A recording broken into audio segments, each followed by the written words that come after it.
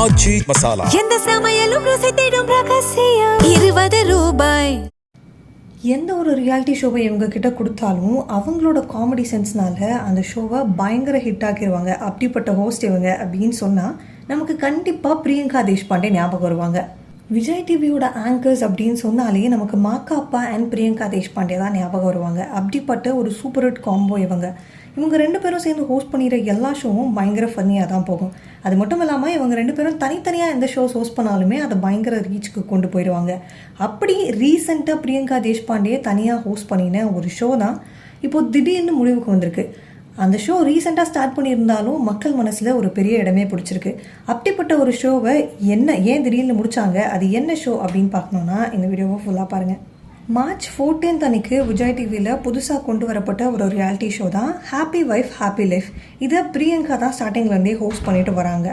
இந்த ஷோவில் வாரம் வாரம் என்ன பண்ணுவாங்க அப்படின்னா ஒரு 3 ரியல் லைஃப் கப்பிள்ஸை கூட்டிகிட்டு வந்து அவங்க லைஃப்பில் நடந்த விஷயங்கள் பற்றி பேசுவாங்க. அவங்களோட லவ் ஸ்டோரியாக இருக்கட்டும், அவங்க வாழ்க்கையில் நடந்த சுவாரஸ்யமான விஷயங்கள் அண்ட் மறக்க முடியாத மெமரிஸ் இப்படின்னு கப்பிள் ரிலேட்டடாக ரொம்ப சுவாரஸ்யமான விஷயங்களாக பேசிகிட்டு இருந்தாங்க.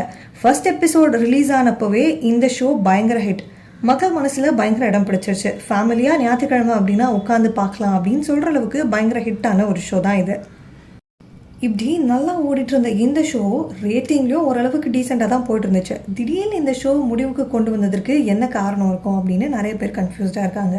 ரீசெண்டாக ஹாப்பி ஒய்ஃப் ஹாப்பி லைஃப் ஷோவில் இந்த ஷோ இதோட முடியுது அப்படிங்கிற தகவலை ரொம்ப வருத்தத்தோடு அறிவிச்சிருப்பாங்க பிரியங்கா தேஷ்பாண்டே.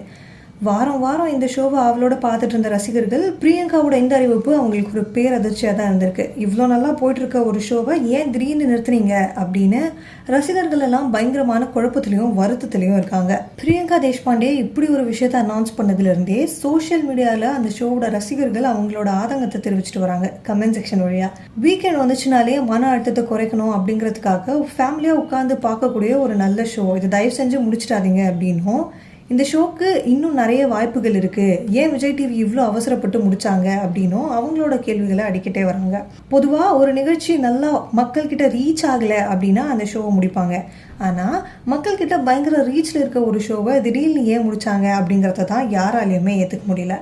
என்னதான் நார்மலாகவே ஒரு ஷோவை கொண்டு வரதா இருந்தாலும் ஒரு ஷோ முடிக்கிறதா இருக்கிறதும் ஒரு நார்மலான விஷயம் அப்படின்னாலும் இவ்வளோ ஷார்ட் ஸ்பேன் ஆஃப் டைமில் மக்கள் மனசில் ஒரு பயங்கரமான இடத்த பதிச்ச இந்த happy wife happy life show ஏன் இவ்வளோ சீக்கிரம் முடித்தாங்க அப்படின்னு ரசிகர்களுக்கு இது ஒரு பெரிய ஏமாற்றமாக தான் இருக்குது.